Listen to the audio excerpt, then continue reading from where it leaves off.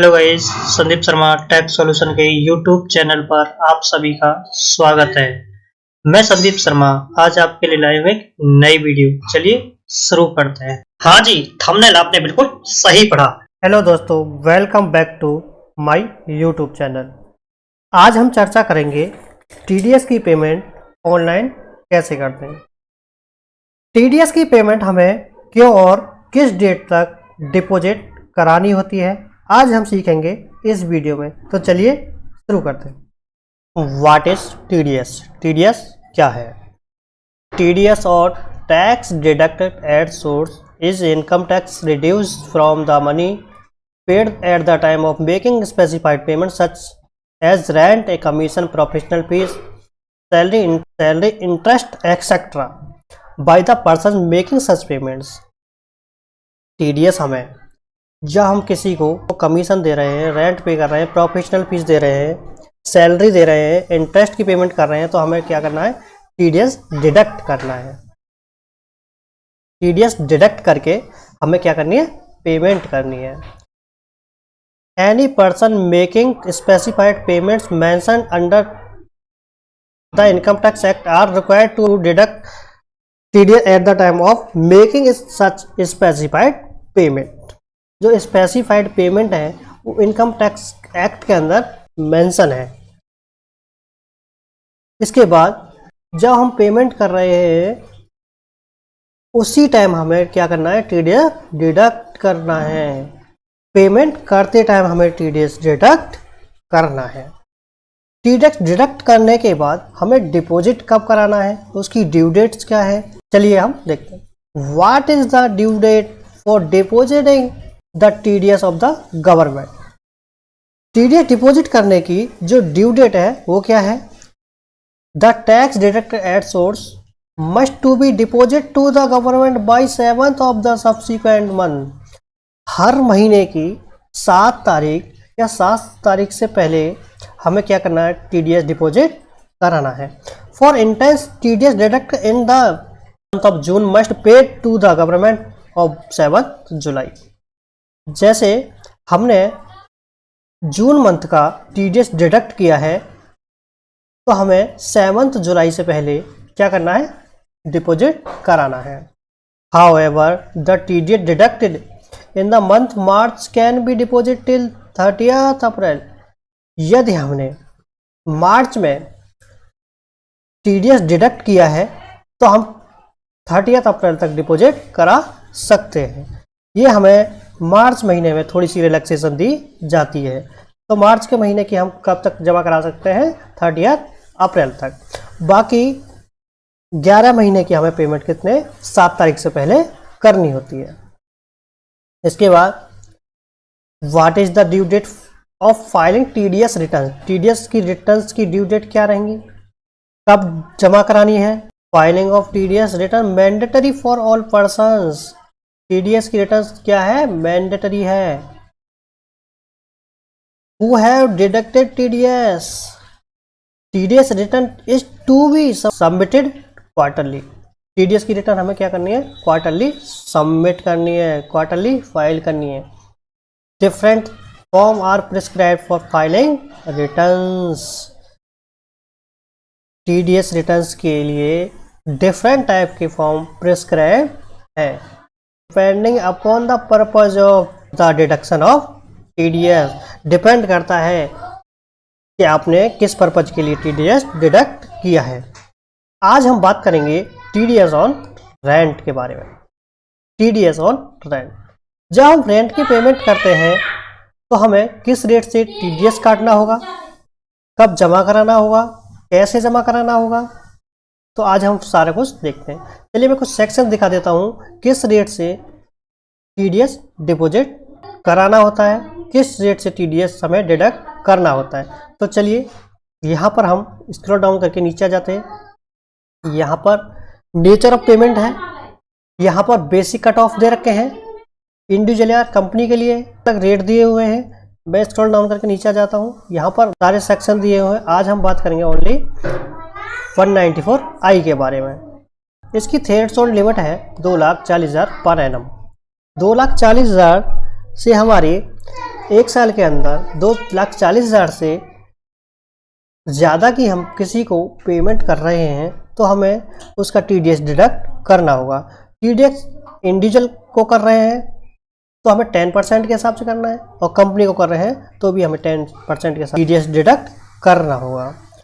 यदि हमारी 2,40,000 से पेमेंट एक्सीड कर जाती है तो हमें TDS डिडक्ट करना होगा। तो इसे जमा कैसे कराना है वो मैं आपको दिखा देता हूँ।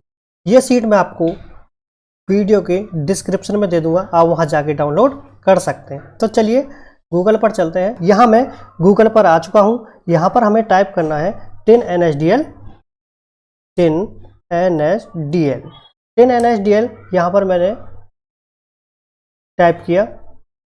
इसके बाद www.10nsdl.com पर क्लिक करना है। यहाँ पर मैंने क्लिक कर दिया है। इसके बाद इस तरह की विंडो आपको दिखाई देगी। इसके बाद कंटिन्यू कर देना है, फिर से कंटिन्यू कर देना है यहाँ पे। इसके बाद फिर कंटिन्यू कर देना है। इसके बाद हमें सर्विसेज में जाना है। सर्विसेज में जाने के बाद 10 पर जाना है। 10 पर जाने के बाद यहाँ से स्क्रॉल डाउन कर लेना है। स्क्रॉल डाउन करने के बाद क्लिक टू पे टैक्स ऑनलाइन पर क्लिक कर देना है। यहाँ पर मैं क्लिक कर देता हूँ। इसके बाद जो हमारा TDS का चालान है वो है 281। TDS के लिए हम 281 चालान फिल करेंगे। तो हमें यहाँ पर प्रोसीड पर क्लिक करना है। जैसे मैं प्रोसीड पर क्लिक कर देता हूँ तो आपको इस तरह की विंडो दिखाई देगी। अब देखना यह है हम जो रेंट पे कर रहे हैं वो कंपनी है या कोई इंडिविजुअल है, HUF है, हम किसको पेमेंट कर रहे हैं। यदि कोई कंपनी है, कॉरपोरेट है तो हमें कंपनी डायरेक्टली सेलेक्ट करना है। यदि कोई इंडिविजुअल है या HUF है तो हमें क्या करना है, नॉन कंपनी डायरेक्टरी सेलेक्ट करना है। मेरे केस में नॉन कंपनी डायरेक्टरी है तो मैं नॉन कंपनी डायरेक्टरी सेलेक्ट कर लेता हूँ। इसके बाद यहाँ पर payable by tax payer he select करना है। इसके बाद नेचर ऑफ पेमेंट सेलेक्ट कर लेनी है। यहाँ पे नेचर ऑफ पेमेंट जैसे कि मैं सेलेक्ट कर लेता हूँ 194I। यहाँ पर रेंट सेलेक्ट कर लिया। यहाँ पर मोड ऑफ पेमेंट सेलेक्ट कर लेंगे, डेबिट कार्ड है या नेट बैंकिंग है। नेट बैंकिंग है तो नेट बैंकिंग से, डेबिट कार्ड है तो डेबिट कार्ड से आप पेमेंट कर सकते हैं। मैं सेलेक्ट कर लेता हूँ net banking. Net banking select करने के बाद यहाँ पर अपना बैंक सेलेक्ट कर लेंगे। जैसे मैं कर लेता हूँ HDFC bank. HDFC bank select करने के बाद यहाँ पर स्क्रॉल डाउन करेंगे। स्क्रॉल डाउन करने के बाद tax deduction account number 10 number डालेंगे। यहाँ अपना 10 नंबर जैसे मैं डाल लेता हूँ। यहाँ पर मैंने 10 नंबर डाल दिया है। इसके बाद असेसमेंट ईयर सेलेक्ट करेंगे। जैसे हम फाइनेंशियल ईयर 2022-23 की पेमेंट कर रहे हैं तो असेसमेंट ईयर हमें 23-24 सेलेक्ट करना होगा। यहाँ पर मैं असेसमेंट ईयर सेलेक्ट कर लेता हूँ। यहाँ पर अपना एड्रेस फिल कर लेंगे, जो भी आपका एड्रेस है। यहाँ पर मैं सिटी या डिस्ट्रिक्ट डाल देता हूँ दिल्ली। जो भी आपका सिटी है, डिस्ट्रिक्ट है, वो यहाँ पर फिल कर देंगे। यहाँ पर मैं पिन कोड डाल देता हूँ जैसे मैंने डाल दिया। इसके बाद ईमेल आईडी डाल देंगे, अपनी मोबाइल नंबर डाल देंगे। इसके बाद यहाँ पर कैप्चा कोड डाल देंगे, जैसे कि मैं यहाँ पर QNNJB यहाँ पर मैंने डाल दी। इसके बाद यहाँ पर प्रोसीड करेंगे। प्रोसीड करने के बाद इस तरीके की आपको कंफर्मेशन के लिए एक इन्फॉर्मेशन दी होगी, जैसे कि यहाँ पर tax applicable non company directory के लिए हमने 21 सेलेक्ट किया था। यहाँ पर टाइप ऑफ पेमेंट किया था पेबल बाय टैक्स पेयर। यहाँ पर नेचर ऑफ पेमेंट 194I किया था। यहाँ पर मोड ऑफ पेमेंट हमने नेट बैंकिंग ली थी, बैंक का नाम HDFC सेलेक्ट किया था। यहाँ पर 10 नंबर डाल दिया था हमने। यहाँ पर हमारा नाम आ गया, जो हमारी फर्म का नाम है, कंपनी का नाम है, वो आ जाएगा यहाँ पे। असेसमेंट ईयर 23-24 लिया था। फाइनेंशियल ईयर यहाँ पे 22-23 आपको दिखाई देगा। इसके बाद यहाँ पर एड्रेस आ जाएगा। अब मेरी सारी डिटेल यहाँ पर मैंने क्रॉस चेक कर ली हैं। इसके बाद मैं यहाँ पर क्या करूँगा, आई एग्री करने के बाद सबमिट टू द बैंक, यहाँ पर सबमिट टू द बैंक करेंगे। यहाँ पर आप जैसे कि मेरा कॉर्पोरेट यूजर है या रिटेल यूजर है तो आप उस तरीके से यहाँ पर क्लिक हियर पर क्लिक करेंगे। मेरा रिटेल यूजर है तो मैं यहाँ पर क्लिक हियर पर क्लिक कर देता हूँ। इसके बाद यहाँ पर आप अपनी यूजर आईडी पासवर्ड डालेंगे। जैसे मैं डाल देता हूँ,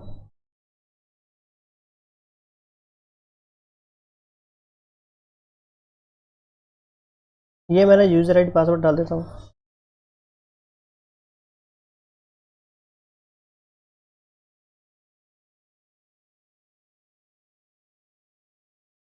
मैंने यूजर आईडी पासवर्ड डालकर लॉगिन कर लिया है।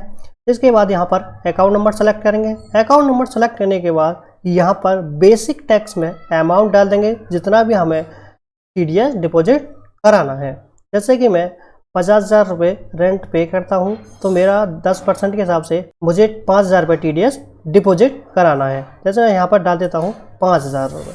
5,000 रुपये डालने के बाद आगे कंटिन्यू करना है। कंटिन्यू करने के बाद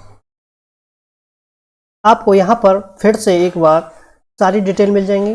10 नंबर है, यहाँ पर आपका नाम आ जाएगा, अकाउंट आ जाएगा, अकाउंट नंबर जिससे आप कर रहे हैं, यहाँ पर टैक्स अमाउंट आ जाएगा, यहाँ पर सारी डिटेल आ जाएंगी, nature of payment, assessment year, major head, minor head जो भी हैं। यहाँ पर आप कंफर्म करेंगे, कंफर्म पर क्लिक करेंगे। कंफर्म पर क्लिक करने के बाद आपको यहाँ पर OTP रिसीव होगा। OTP डालकर आप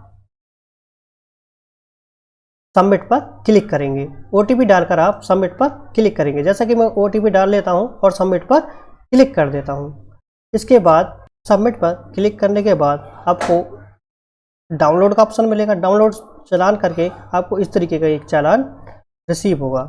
यहाँ पर नेम ऑफ असेसी यहाँ पर दिखाई देगा। इसके बाद यहाँ पर 10 number, major head, minor head, nature of payment, यहाँ पर हमने जो पेमेंट डाली थी वो आ गई यहाँ पे। इसके बाद यहाँ पर BSR code, challan number, date of receive, challan serial number, assessment year, सारा कुछ ये हमें इस चालान को हम फ्यूचर के लिए सेव करके रख लेंगे। आपको समझ आया होगा TDS की पेमेंट ऑनलाइन कैसे करते हैं, इसकी ड्यू डेट क्या होती है। कृपया इस वीडियो को ज़्यादा से ज़्यादा लाइक करें, शेयर करें और हमारे चैनल को सब्सक्राइब करें और बेल के आइकन को जरूर प्रेस कर लें जिससे आने वाली वीडियो की नोटिफिकेशन आप तक टाइम टू टाइम पहुंचती रहे। Thank you for watching.